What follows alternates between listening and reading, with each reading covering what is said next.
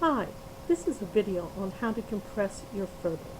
Compressing a photo makes the size of the file that is the photo smaller. This is important for photos that you're going to want to use on your GLG page.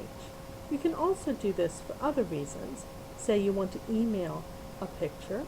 It's better to have it smaller, or you want to use it on Facebook, or there are lots of reasons you might want to compress a photo.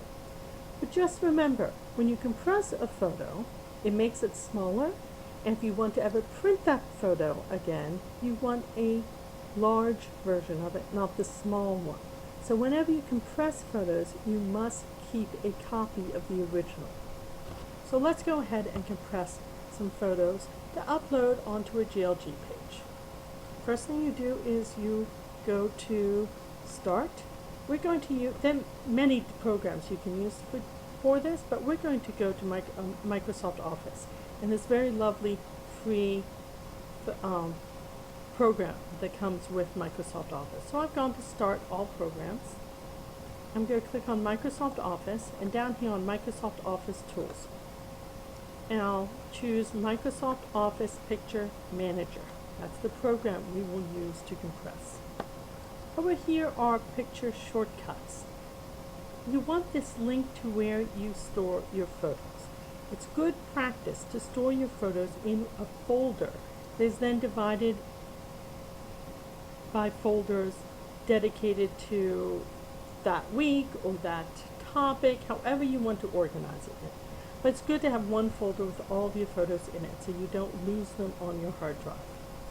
If I did not have my picture shortcut in here, I would simply go to Add Picture Shortcut, that link up there, and I would navigate to the folder where I store my photos.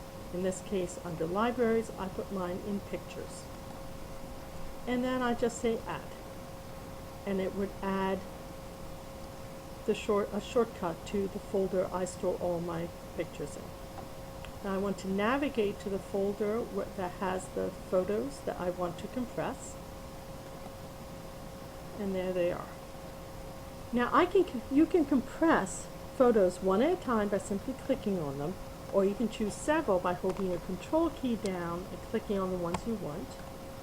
Or you can choose several in a row by clicking on one, holding your Shift key down, and clicking on another. And it will choose all the photos in between. You unchoose them or deselect them by clicking on any white space. So I'm going to do them all by clicking here and holding my Shift key down and choosing the last photo. On the right hand side, you'll see Export Pictures. You choose that.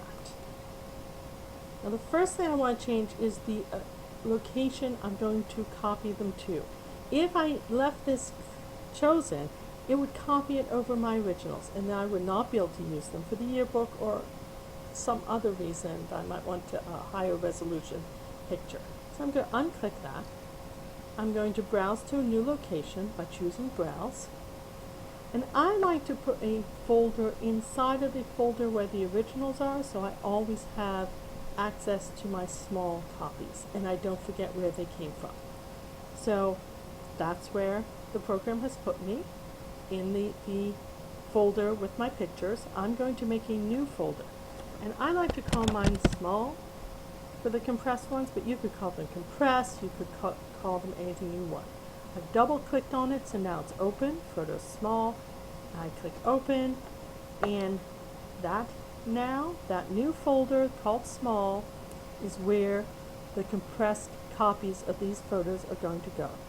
Down here I'm going to export using the size. Well, I don't want the original size, so I'm going to click on there. I'm going to choose Web Small. Remember, a computer screen is about 72 dots per inch. Some of them are 96, but most are 72. So you can judge the size this will appear at when someone looks at it online, or if you email it, by dividing these numbers by 72. And then I just click OK. And it's as easy as that. They are now compressed, they're in a folder called Small. You can use this program, by the way. This is a very lovely program, and you can play with the various tools up here. You can edit your photos, you can correct them, all using this tool.